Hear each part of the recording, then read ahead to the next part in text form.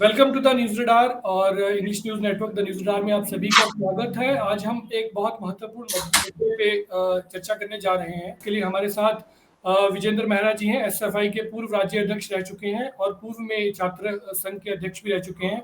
उसके साथ ही हमारे साथ बहुत ही सीनियर पर्सनैलिटी हैं, श्री सुनील गुप्ता जी, जो वाइस चांसलर रह चुके हैं पहले हिमाचल प्रदेश विश्वविद्यालय के, और विवेक कुमार जी हैं, जिन्होंने हाल ही में चुनाव भी लड़ा था। ये एनएसयूआई के छात्र संघ के नेता हैं और पूर्व में प्रदेश अध्यक्ष भी रह चुके हैं। हमारा आज का जो मुद्दा है डिस्कशन का, वो ये है कि छात्र संघ को हिमाचल प्रदेश में बैन हुए लगभग 9 साल का समय बीत चुका है और अभी तक ये जो चुनाव है छात्रों के जो होते थे, ये बंद पड़े हैं पिछले 9 साल से। और जबकि हम बाकी स्कूल्स में प्रैक्टिसेस देखते हैं, प्राइवेट स्कूल्स में और जितने भी कॉन्वेंट स्कूल्स हैं, उसमें इलेक्शंस का एक जो माहौल है वो अभी भी उन्होंने रखा है। जो मैनेजमेंट है वो इसलिए रखा है क्योंकि बच्चों को इसमें लीडरशिप क्वालिटीज मिलती हैं, उनको मैनेजमेंट के इश्यूज के बारे में पता लगता है कि पब्लिक गैदरिंग कैसे करनी है, लीडरशिप कैसे करनी है। तो उसका एक बहुत बड़ा बेनिफिट था कि बच्चों में एक लीडरशिप की क्वालिटी पैदा की जाए। लेकिन जब ये हिंसा होने लगी, छात्रों में हिंसाएं होने लगी, उसके बाद जो है सरकारों ने इसको बैन करना शुरू कर दिया। और जो छात्र संघ के चुनाव होते थे छात्रों के कॉलेजेस में या यूनिवर्सिटीज में, उसका एक बहुत बड़ा योगदान हमारी सरकारों में भी रहा है। अभी आप देखेंगे कि हमारे कई प्रमुख नेता, यानी जयराम ठाकुर की यदि हम बात करें, सतपाल सत्ती की बात करें, केवल सिंह पठानिया की बात करें, यानी सुखविंदर सिंह सुक्खू जो अभी हमारे प्रदेश के मुख्यमंत्री हैं, उनकी बात करें, वो सारे छात्र राजनीति से निकले हुए लोग थे और इनका एक एक्सपीरियंस रहा बहुत लंबा। इन्होंने ग्राउंड लेवल के इश्यूज देखे, युवाओं के इश्यूज देखे, जनता के इश्यूज देखे। तो इसी के ऊपर हम लोग चर्चा करेंगे कि क्या इनका बंद होना जो है वो ठीक है या नहीं है। सबसे पहले रुझान हम लेना चाहेंगे विवेक कुमार जी से कि विवेक कुमार जी छात्र राजनीति से आते हैं और अभी इन्होंने चुनाव भी लड़ा है। तो विवेक जी, आप कृपया हमें ये बताएं कि जो ये स्टूडेंट पॉलिटिक्स है, इसका कितना बड़ा रोल एक समाज में रहता है एक हेल्थी सोसाइटी बनाने के लिए। देखिए, जो स्टूडेंट पॉलिटिक्स है, मैं कहना चाहूँगा कि कहीं ना कहीं ये जो एक व्यक्ति है या कोई स्टूडेंट है, उसके जीवन में इसका बहुत बड़ा महत्व होता है। क्योंकि जैसे ही +2 के बाद जब बच्चा कॉलेज में पहुंचता है तो उसे इतने ज़्यादा आइडिया नहीं होता है कि वहाँ पे क्या होगा, किस तरह से क्लासेस होगी, किस तरह के उनके जो राइट्स हैं वो क्या होंगे। और जैसे ही वहाँ पर जाकर स्टूडेंट पॉलिटिक्स ज्वाइन करता है, सबसे पहले उसको पता लगता है कि एक स्टूडेंट्स के राइट्स क्या है, और उसके बाद उसमें अनुशासन उसमें आता है और किस तरीके से अपने आप को डेवलप करना है, किस तरीके से अपने आप को प्रस्तुत करना है, चाहे वो प्रोफेसर के सामने हो, चाहे वो बच्चों के सामने हो। वो एक कला जो है, मैं कहना चाहूँगा कहीं ना कहीं छात्र राजनीति से आती है। और ये कला ही नहीं, ये संपूर्ण जीवन में उसके एक उसका अंग बन जाता है जब उसने आगे भविष्य में आगे बढ़ना है। ये जरूरी नहीं है कि उसने राजनीति के अंदर आना है। वो कहीं भी जाएगा, वो कोई भी लाइन चूज करेगा, वो एडमिनिस्ट्रेटिव सर्विसेज में जाएगा, चाहे स्पोर्ट्स में जाएगा या किसी भी लाइन में जाएगा, तो अगर कोई मान लीजिए संगठन के साथ जुड़ा है, जो उसका जो एक्सपीरियंस है उसको पूरी उम्र भर उसको साथ देगा। इसलिए स्टूडेंट पॉलिटिक्स का हर एक व्यक्ति के जीवन में बहुत बड़ा महत्व है। विजेंद्र जी, यदि मैं बात करूं तो विजेंद्र मेहरा जी के पास मैं जाना चाहूंगा। 178 कॉलेज हैं हमारे पूरे प्रदेश में और अब तो उनकी संख्या शायद बड़ी भी होगी, लेकिन 2 लाख के लगभग जो स्टूडेंट्स हैं वो इसमें पार्टिसिपेट करते थे। तो आप इसमें क्या कहते हैं सर, जो छात्र में हिंसा जो हुई उसके नाम पे जो चुनाव बंद कर दिए गए, उसको आप किस तरह से देखते हैं सर? 2013 में आई थिंक ये बैन लगा था जी। आपने जो बात कही कि हिंसा हुई थी और उसके बाद जो चुनाव उन पर प्रतिबंध लगा, ये बात पूर्णतः गलत है। 2014 में कोई हिंसा नहीं हुई थी, कोई एक भी हिंसा की कोई घटना नहीं थी। असल में थोड़ा ऐतिहासिक तौर पर जो है हमें समझना पड़ेगा कि क्यों छात्रों के ऊपर इस तरीके के जो उनके जनवादी और अधिकार हैं उन पर हमला करने की कोशिश बार बार सरकारों ने की। जहां तक हिमाचल प्रदेश विश्वविद्यालय का सवाल है, सन 1979 से ही जब से पहली बार जो है प्रत्यक्ष तौर पर जो केंद्रीय छात्र संघ के चुनाव हुए, कि सन 1979 से ही जब से ये केंद्रीय छात्र संघ के चुनाव प्रत्यक्ष तौर पर हिमाचल में शुरू हुए, शुरू से ही ये मंशा रही सरकारों की और प्रशासन की कि इन पर जो है प्रतिबंध लगाया जाए। कारण ये है कि छात्र संघ के चुनाव जो हैं उनके माध्यम से जो नुमाइंदे चुनकर आते हैं, उनका एक बड़ा महत्वपूर्ण भूमिका जो है शासन और प्रशासन में विश्वविद्यालय के और कॉलेजों के अंदर रहती है। जितने बड़े बड़े घोटाले हिमाचल प्रदेश के अंदर जो कॉलेजों के अंदर या यूनिवर्सिटी के अंदर हुए, गणपति चंद्रगुप्त जी का जो घोटाला हुआ और उनको बाद में रिजाइन करना पड़ा 1979 में जो है, और विश्वविद्यालय छोड़ के जाना पड़ा कुलपति को। और उसके बाद जो है, जब हम खुद केंद्रीय छात्र संघ के अंदर थे, उस दौरान जो SD शर्मा जी थे जो कुलपति थे, उस समय में प्रश्न पत्र का एक घोटाला हुआ, बहुत बड़ा घोटाला, करोड़ों रुपए का। उनको रिजाइन करके जाना पड़ा। काफी सारे अधिकारी जो जेलों में गए, या उसके बीच में भी PTA का घोटाला, अन्य घोटाले, इन सभी घोटालों का पर्दाफाश करने में छात्र संघ की एक महत्वपूर्ण भूमिका रही है, क्योंकि छात्र संघ हमेशा ही छात्रों और प्रशासन के बीच में एक पुल का काम करता रहा है। मैं कहना ये चाहता हूं, जैसे विवेक जी कह रहे थे, क्या भूमिका हो सकती है छात्रों की आज के समाज में? अगर इसको हम ऐतिहासिक तौर पर समझेंगे तो हमारा आज़ादी का जो आंदोलन है, हमारे आज़ादी के आंदोलन में जो ज़्यादातर शहादतें हुई वो किसकी हुई? खुदीराम बोस बड़ी छोटी उम्र में 19 साल में, करतार सिंह सराभा 20 साल में, भगत सिंह, सुखदेव राजगुरु 23 साल की उम्र में, राम प्रसाद बिस्मिल, अशफाक उल्लाह खान, ये सारे कितनी उम्र के थे? 23-24 साल के। और इनमें बहुत सारे कौन थे? जो नेशनल कॉलेज लाहौर का जो था, वहाँ पर विद्यार्थी भी थे। तो जब उस समय में, आज़ादी के समय में, एक महत्वपूर्ण भूमिका छात्रों ने अदा की, इस देश के निर्माण के लिए कुर्बानियां भी दी, तो आज सबसे बड़े स्टेक होल्डर्स कौन है एजुकेशनल इंस्टीट्यूशंस में? अगर छात्र हैं ना, छात्र हैं तो टीचर्स हैं, छात्र हैं तो नॉन टीचिंग है, और सारे का सारा समुदाय, टीचिंग, नॉन टीचिंग, छात्र जो है, फिर एक कम्युनिटी बनता है, वो समुदाय बनता है। लेकिन अभी दुर्भाग्य क्या है कि विश्वविद्यालय की जो कार्यकारी परिषद है, उसमें नॉन टीचिंग से तो चुनकर जा रहे हैं लोग, टीचिंग से तो चुनकर लोग जा रहे हैं, लेकिन जिनके लिए विश्वविद्यालय है, या जो कॉलेज में जो छात्र पढ़ रहे हैं, जिनके कारण वो इंस्टीट्यूशन चल रहे हैं, उनका कोई प्रतिनिधि चुनकर नहीं जा रहा। इससे बड़ा मजाक क्या हो सकता है किसी भी लोकतंत्र के अंदर?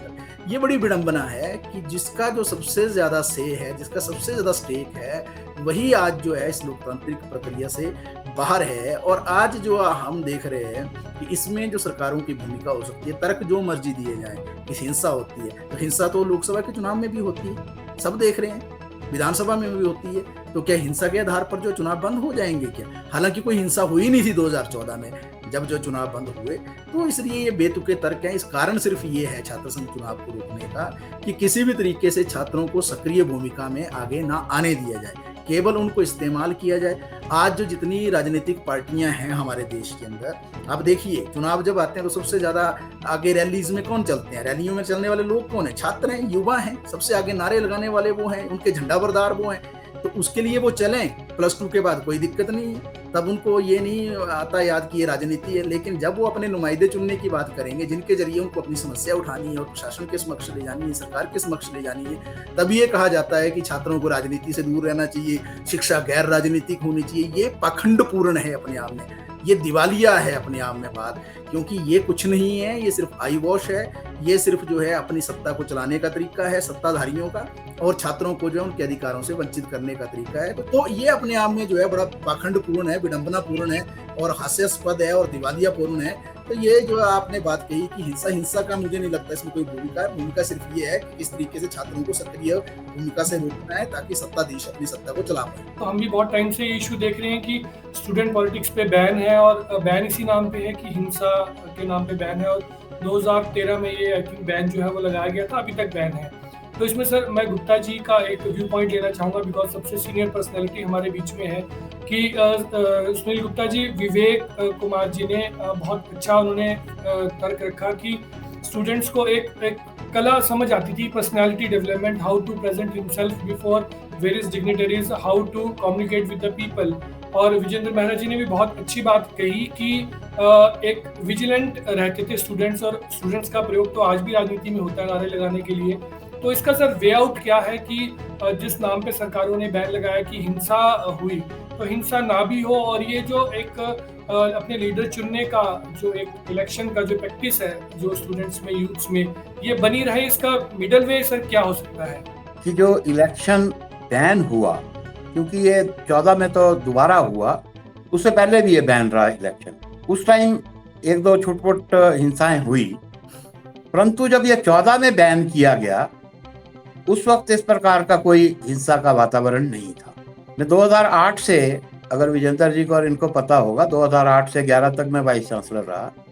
जो इन्होंने अभी बात की कि ईसी में कोई नॉमिनी नहीं होता था, 2008 में जब मैंने टेक ओवर किया उसके बाद पहले चुनाव करवाए, उसके बाद ईसी तक हमने नॉमिनी भेजा और कंसेक्टिवली 3 साल ईसी में जो उसका प्रोसेस था वो 3 साल ईसी में स्टूडेंट रिप्रेजेंटेटिव होता था।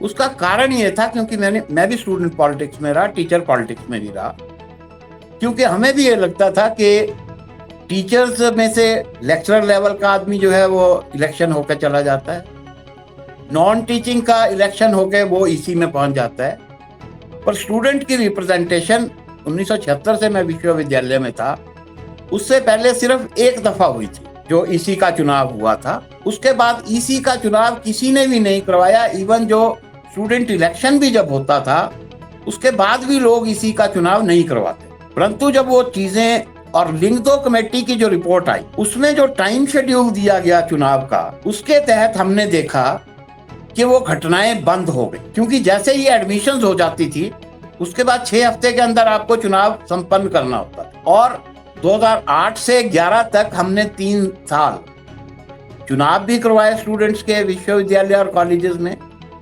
और उसके बाद सितंबर अक्टूबर जब वो चुनाव संपन्न हो गए उसके बाद हमने 3 बार जो है वो ईसी में स्टूडेंट का रिप्रेजेंटेटिव दिया। उसके बाद मैं जब वीसीशिप छोड़ दी 1 साल चुनाव हुआ है, 12 में शायद चुनाव हुआ, कोई ऐसी घटना नहीं हुई कि जिसके ऊपर जो है वो चुनाव ही बंद कर दिया जाए। क्योंकि आप जो बात कर रहे हैं ना पॉलिटिकल एक्टिविटी विश्वविद्यालय में कभी भी बंद नहीं होती है, चुनाव हो या ना हो। तो 2014 में जब इसको बैन किया गया, क्योंकि जो अभी मेरा ख्याल आज मैं अखबार में पढ़ रहा था कि सारे प्रिंसिपल्स ने कहा कि हम चुनाव नहीं करवाना चाहते। ठीक बोल रहा हूं ना मेरा जी? कारण ये है कि कोई भी व्यक्ति वो काम नहीं करना चाहता है। जैसे इन्होंने कहा अभी विजेंद्र मेहरा जी ने भी, पंचायत का भी चुनाव होता है, उसमें भी कई जगह वो होता है, गड़बड़ होती है, कई दफा वायलेंस भी हो जाती है। आप पूरे हिंदुस्तान में देख लीजिए पंचायत के चुनाव होते हैं, सबसे छोटा चुनाव है वो। उसके बाद विधानसभा का चुनाव होता है, विधान परिषद का चुनाव होता है, लोकसभा का चुनाव होता है, इवन राज्यसभा का भी चुनाव होता है, मे बी इनडायरेक्ट वे में। चुनाव तो वहां भी होता है ना, इनडायरेक्ट वे में होता है। तो इसलिए मेरा मत ये है, और मैं आपको दूसरी एक चीज और बता दूं कि जो हमारी ग्रेडेशन है, नैक की ग्रेडेशन का जो प्रोसेस है, उसमें एक ये चीज आती है कि क्या आप स्टूडेंट्स को रिप्रेजेंटेशन देते हैं या नहीं देते हैं। हमारे यहाँ पे आप अगर पूरा एनालिसिस कर लो हिमाचल प्रदेश की एजुकेशन का, एजुकेशन में क्या हो रहा है कि क्रीम हमारा बाहर जा रहा है जी। आपने कहा अभी 176 कॉलेजेस, मेरे को याद है कि जब मैं वाइस चांसलर था तो हमारी यूनिवर्सिटी के साथ उस वक्त 310 कॉलेजेस एफिलिएटेड थे, प्राइवेट और सरकारी मिला। तो वो बच्चे बाहर जाके क्या है, पढ़ाई एक ही तरह की है, सिलेबस एक ही होता है पूरे हिंदुस्तान के अंदर, थोड़ा चेंज होता है उसमें, परंतु वहाँ एक्सपोजर है। वो एक्सपोजर उसमें एक ये जो इलेक्शन है, स्टूडेंट इलेक्शन, वो भी एक बड़ी महत्वपूर्ण जो है रोल उसको निभाता है। क्योंकि जब आप क्लासेस में जाएंगे, किसी को एड्रेस करेंगे, तो बच्चों में एक आर्ट पैदा होगा। हम स्कूल से आजकल बच्चे को स्पीकिंग सिखाते हैं जी। कि वो आउटस्पोकन हो बच्चा जी। कल को उसको अगर जॉब में जाना है तो इंटरव्यू में भी फेस करना है, ग्लोबल सिनेरियो पे फेस करना है, कहीं एक कमरे में बैठ के नहीं करना है। जी सर जी। 10 तरह के लोग होंगे वहां, तो वो दीज आर दी प्लेटफॉर्म, ये प्लेटफॉर्म्स हैं जहां पे आपको हर प्रकार की ट्रेनिंग दी जाती है जी। तो मेरा मानना ये है कि चुनाव जो है वो रेस्टोर होने चाहिए, कोई ऐसा वो नहीं है उसमें। हाँ, थोड़ा अगर लगता है कि भाई कोई वारदात होगी, बिना चुनाव के भी तो वारदातें हो रही हैं एजुकेशनल इंस्टीट्यूशन में, कहीं भी देख लो, रोज अखबार उठा के देख लो, जब कॉलेज खुलते हैं। ये तो थोड़ा बरसात में बंद कर दिए, कुछ पीछे 2-3 साल कोरोना की वजह से हो रहा। सबसे ज्यादा हिट कुछ भी हो जाए तो स्टूडेंट कम्युनिटी, एजुकेशनल इंस्टीट्यूशन। जी सर। और उससे क्या हुआ कि जो 2-2 साल जो है वो बच्चे प्रमोट हुए, या डिग्री तो नहीं मिली पर प्रमोट होते चले गए, वो एक आउटस्पोकन या पर्सनैलिटी डेवलपमेंट उनकी ब्लॉक। सर मैं एक सवाल सभी अपने तीनों पैनलिस्ट से बारी बारी पूछूंगा, और पहले विवेक जी से पूछना चाहूंगा कि यदि ये चुनाव रिस्टोर करने हो तो उसके लिए गवर्नमेंट, जैसे सर ने बताया, गुप्ता जी ने, कि प्रिंसिपल से पूछ रही है और प्रिंसिपल डिनाई कर रहे हैं, तो ऐसी क्या गाइडलाइंस होनी चाहिए और क्या ऐसे तरीके होने चाहिए जिससे चुनाव भी रिस्टोर हो और कोई हिंसा की घटना भी ना हो और बच्चों का, स्टूडेंट्स का, सबका भला हो और एजुकेशन के जो स्टैंडर्ड्स हैं वो भी अप हो। तो विवेक जी, इसमें आप क्या अपना मत देना चाहेंगे कि किस प्रकार से चीजें रिस्टोर की जा सकती हैं? देखिए, ये तो मैं कहना चाहूँगा एक तरफा पक्ष हुआ। अगर प्रिंसिपल साहब कोई भी हैं वो बना कर रहे हैं, सबसे बड़ी बात है कि आप दोनों पक्षों को सुनिए। आप स्टूडेंट्स को पूछिए कि आप क्या चाहते हैं। जी। ये कॉलेज के प्रिंसिपल्स के बोलने से कि हम चुनाव नहीं चाहते, तो ये नहीं होना चाहिए कि वो उनके कहने से बंद हो जाए। जी। आप स्टूडेंट्स का पक्ष भी देखिए, क्योंकि स्टूडेंट्स ने देखा है। मैं कहना चाहूँगा कि 2002 में मैं छात्र संघ बिलासपुर का अध्यक्ष चुना गया था। जी सर। समय में ये सोशल मीडिया नहीं होता था। जी। लेकिन आज के समय में सोशल मीडिया से जितने भी जो आज नए बच्चे हैं, उनके अंदर, कईयों के अंदर क्रेज है छात्र राजनीति के अंदर आने के लिए, लेकिन प्लेटफॉर्म नहीं है। जी। आज के समय में जो कॉलेज में चुनाव हो रहे हैं वो मेरिट बेस पे है। जी। और जरूरी नहीं है कि बच्चा हर कला में अच्छा होगा, केवल पढ़ने वाला ही बच्चा राजनीति में आए, ऐसा भी मैं कहना चाहूँगा कोई ऐसा पैरामीटर्स नहीं है। नहीं, बिल्कुल ठीक कह रहे हैं सर। लेकिन आज के समय में जो बच्चा छात्र राजनीति के अंदर आना चाहता है उसके पास प्लेटफॉर्म नहीं है। तो ये आपकी बात सही है, लेकिन ये अभी हिमाचल प्रदेश में आप देख रहे हैं कि आपदा भी आई हुई है, और हिमाचल प्रदेश के माननीय मुख्यमंत्री सभी जगह पर जा भी रहे हैं। जी सर। वो स्वयं छात्र राजनीति से निकले हुए हैं। जी। कहीं ना कहीं कुछ ना कुछ अंतर राजनीति के अंदर आपको उन लोगों में जरूर देखने को मिलेगा जो या तो इलेक्टोरल पॉलिटिक्स से आए हैं और या छात्र राजनीति से आए हैं। मैं ये कहना चाहता हूँ कि ये राजनीति के अंदर ही नहीं, आप जो छात्र राजनीति से निकले हुए, चाहे वो आज के समय में चाहे डीसी हैं, चाहे कोई और बड़े ओहदों पे बैठे हुए हैं, जो उनके कंपैरिजन में जो लोग हैं उनमें कहीं ना कहीं कुछ अंतर आपको जरूर देखने को मिलेगा। मैं किसी की कटाक्ष नहीं करना चाहता, सभी अपनी कला, अपने जो प्रोफेशन है उसमें माहिर हैं, लेकिन ये थोड़ा सा एक मैं कहना चाहूँगा अंतर जो है वो जरूर देखने को मिलेगा जो छात्र राजनीति से निकल कर आया होगा। क्योंकि वो इंडिविजुअल जो है वो खुद नेता जो है वो फैक्ट्रियों में नहीं बनाए जाते हैं। नेता जो है वो धरातल पर अपनी कार्यशैली से बनते हैं, और उनको जो है वो कार्यशैली से जो खुद नेता बनता है और किसी को जो है वो बैक सपोर्ट करके बनाया जाता है, उसमें बहुत बड़ा अंतर होता है। इसलिए छात्र राजनीति से निकले हुए व्यक्ति का जो उसका एक ऑरा है वो बिल्कुल ही अलग होता है। और हम हिमाचल प्रदेश के माननीय मुख्यमंत्री महोदय से भी निवेदन करते हैं कि हिमाचल प्रदेश के अंदर जल्द से जल्द छात्र संघ के चुनावों को बहाल किया जाए, क्योंकि वो स्वयं जो है वो छात्र राजनीति से निकल कर आए हैं और ये जिस चीज को वो भली भांति समझते हैं। तो हम जो है उनके पास ये भी निवेदन करेंगे कि छात्र संघ के चुनाव को जल्दी बहाल किया जाए, ताकि नए जो छात्र नेता है वो हिमाचल प्रदेश में आए और हिमाचल प्रदेश को आगे बढ़ाने का काम करें। जी, इसी सवाल के साथ मैं विजेंद्र मेहरा जी से भी उनका जानना चाहूंगा मत क्या है कि किस प्रकार से जो है वो सरकार इस तरफ अपना कदम बढ़ाए, क्योंकि जैसे गुप्ता जी ने भी हमें जानकारी दी कि प्रिंसिपल्स ने रिफ्यूज किया है और वो न्यूज़ भी लगी है आज। तो किस तरह से ये गाइडलाइन सेट की जाए, कैसे सरकार इस तरफ बढ़े? मेहरा जी, इसमें अपना मत हमें दें, कैसे कर सकते हैं इस चीज़ को? सरकार को तो किसी से इजाजत लेने की जरूरत नहीं है। पहली बात यह है कि छात्र संघ के चुनाव सरकार को करवाने हैं, और उसके लिए कानून व्यवस्था का मसला भी सरकार के पास ही है। प्रिंसिपलों की भूमिका क्या है इसमें? मुझे ये कई बार दुख होता है इस बात का। हालांकि गुप्ता सर ने जो हमारे कुलपति भी रहे विश्वविद्यालय के अंदर, उन्होंने काफ़ी सारी चीज़ों को बहुत अच्छे तरीके से स्पष्ट किया है। मैं भी कहना चाहता हूँ कि जो प्रिंसिपल इलेक्शंस का विरोध कर रहे हैं, ये खुद जब टीचर थे तो कॉलेजेस के अंदर ये भी तो अपनी एसोसिएशन चलाते हैं ना, ये स्वयं एसोसिएशन के हिस्सा है ना। ये लोग खुद अपनी एसोसिएशन चलाएंगे, खुद चुनाव करवाएंगे, खुद चुनकर आएंगे, तब क्या इंस्टीट्यूशंस का वातावरण क्या खराब नहीं होता है? तो मतलब मुझे नहीं लगता है कि प्रिंसिपल्स को इस चीज में बिना मतलब से कूदने की आवश्यकता है, उनको अपनी राय देने की आवश्यकता नहीं है, और अगर उन्होंने दे भी दी है तो सरकार को सुनने की भी आवश्यकता नहीं है। हालांकि मेरे शब्द थोड़े कठोर लग सकते हैं, लेकिन सच्चाई यही है, चुनाव सरकार को करवाने। देखिए थोड़ा चीजों को समझिए, छात्र संघ का महत्व क्या है। देखिए एक चीज समझिए, ये जो आज हम देखते हैं कि युवा महोत्सव होते हैं हिमाचल के अंदर या पूरे देश के अंदर, इन यूथ फेस्टिवल्स को करने में प्रशासन के साथ अगर सबसे अग्रणी भूमिका किसी ने अदा की है तो छात्र संघों ने की है।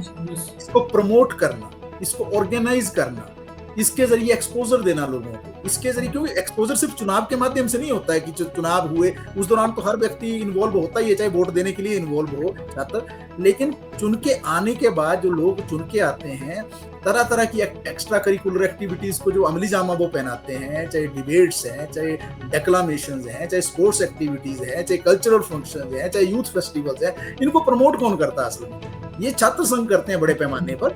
इसलिए छात्र संघ का महत्व बहुत ज्यादा है और इस बात को समझना पड़ेगा सरकार को। हमारी उम्मीद है, क्योंकि वर्तमान मुख्यमंत्री भी छात्र राजनीति से निकले हुए हैं, स्वयं भी छात्र संघ में चुने गए, स्वयं भी छात्र संघ में चुने गए हैं 2 बार, तो इसलिए जो हमारी उम्मीद है कि वो इस चीज को जो है महत्व को समझे और तुरंत जो है छात्र संघ चुनाव की घोषणा करें, क्योंकि छात्र संघ के आने से कहीं ना कहीं जो आपके जो काम है बहुत सारे प्रशासन के, उसमें गति देने का काम भी छात्र संघ करता है। आपको एक सपोर्टिव सिस्टम मिलता है ना, मतलब एक आदमी अगर काम कर रहा है तो उस काम को अगर सपोर्ट करने के लिए पीछे से एक तंत्र और खड़ा हो जाएगा तो आपको मदद मिलेगी।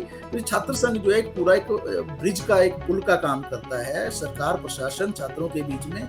तो निश्चित तौर से छात्र संघ के चुनाव करवाना तो सरकार का प्रेरोगेटिव है, विशेषाधिकार है, उसका कौन रोक पाएगा। अगर कोई भी कह दे कि नहीं होने चाहिए तो उससे क्या तर्क बनता है। और अगर ये तर्क दिया जाए हिंसा होती है, तो मैंने पहले ही कह दिया हिंसा तो पता नहीं कहाँ कहाँ किस किस रूप में होती है। हालांकि 2013, 14, 2012 में कोई हिंसा के कोई सवाल ही खड़े नहीं हुए। और दूसरी बात जो गुप्ता सर ने भी कही कि जब चुनाव नहीं हो रहे तो क्या हिंसा रुक गई है। और तीसरी बात मैं कहना चाहता हूँ, पूरा इतिहास निकाल के देखिए आप, इस बात को गुप्ता सर ने भी रिपोर्ट किया, जब भी चुनाव हुए, चुनाव का जो शेड्यूल आया 1-1.5 महीने के अंदर, एक भी हिंसा कहीं नहीं हुई। क्योंकि जिसने छात्र संघ का चुनाव लड़ना है वो हिंसा करेगा कि छात्रों को जब वो प्रेरित करेगा या अपनी तरफ जो है वो उसको आकर्षित करेगा। तो निश्चित तौर से सरकार को इसमें पहलकदमी करनी चाहिए और छात्र संघ के चुनाव जो उनको बहाल करना चाहिए। जी, मैं अब आखिरी जो व्यू पॉइंट है वो गुप्ता जी का लेना चाहूँगा।